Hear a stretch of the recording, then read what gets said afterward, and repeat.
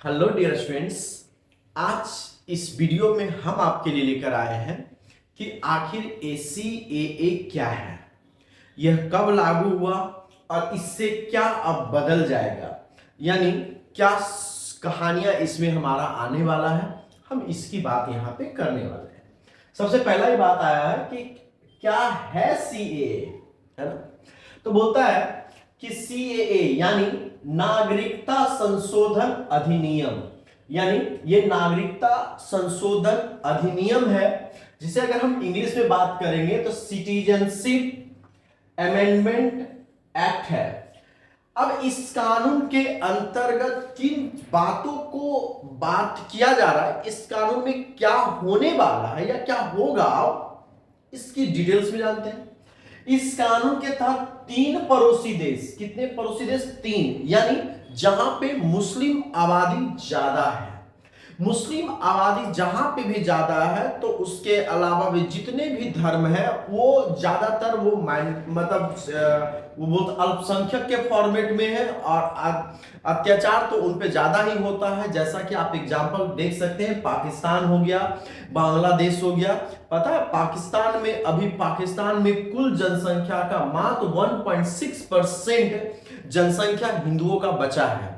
ठीक है, तो ये बचने जनसंख्या घटने का वजह यही होता है कि वहां पर हिंदुओं के लिए यानी मुस्लिमों के अलावा किसी भी धर्म के लोगों के लिए मतलब किसी भी प्रकार से बहुत ज्यादा टॉर्चर और कहानियां तो बहुत सारी सुनते हैं, वो बातें होती हैं। तो ऐसे में हमारा देश जो भारत है, 31 दिसंबर 2014 से पहले, यानी जो भी इंसान 31 दिसंबर 2014 से पहले जो भी लोग भारत आ चुके थे, जो इलीगल रूप से भारत में रह रहे थे, उनको नागरिकता देने के लिए CAA को लाया गया है। तो इसमें कौन कौन सा देश शामिल है? तो पड़ोसी देश बांग्लादेश, अफगानिस्तान और पाकिस्तान से आए शरणार्थी, यानी जो शरण ले चुके थे तब तक वो आ चुके हैं भारत। ये उनके लिए नहीं है कि नए लोग आएंगे, ये उनके लिए है जो 31 दिसंबर 2014 से पहले भारत आ चुके हैं। तो अब भारत उनके लिए एक कानून लेकर आई है कि उन्हें नागरिकता किन्हें देना है और किन्हें नहीं देना है।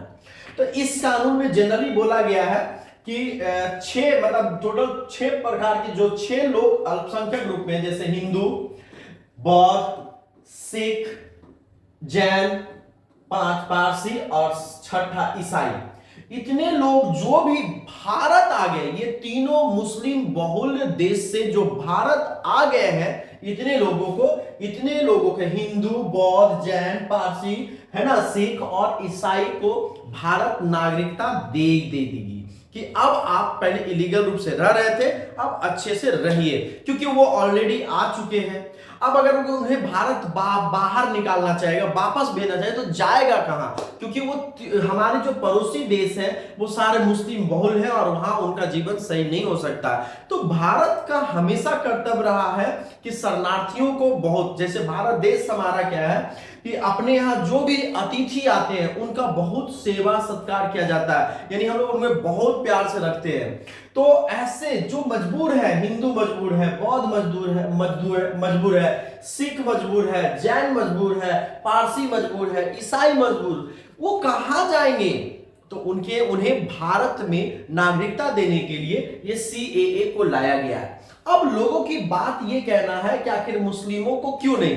तो मुस्लिमों को इसलिए नहीं किया जा सकता है क्योंकि उनका जिस देश से इन लोगों ने आया है या आए हैं, वह देश जो है मुस्लिम बहुल देश है, और मुस्लिम बहुल देश में मुस्लिमों पे अत्याचार नहीं होता है। ठीक है, इतना तो मानते हैं सब कोई। अब अगर उन पे अत्याचार नहीं होता तो फिर भारत में वो इलीगल रूप से क्यों रहेंगे और कैसे रहेंगे? ठीक है, इसलिए मुस्लिमों को इंक्लूड नहीं किया गया है, और ये बहुत अच्छी बात है। मुस्लिमों को क्यों करेंगे? ठीक है ना। चलिए, अब बात होता है कि CAA की राष्ट्रपति ने दी मंजूरी कब दी? तो 11 दिसंबर 2019 को भारतीय संसद में CAA को पारित किया गया था।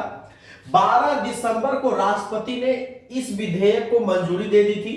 ठीक है, इसके पक्ष में 125 वोट पड़े थे। ठीक है ना, और खिलाफ में 105 वोट पड़े थे। यानी जो टोटल वोटिंग हुआ था तो सीएए के पक्ष में 125 वोटिंग हुआ था और उसके खिलाफ में 105 वोटिंग हुआ था। तो ये दोनों मतलब पास हो चुका था। ठीक है, अब आते हैं इसके दूसरे पॉइंट पे बात करने वाले हैं।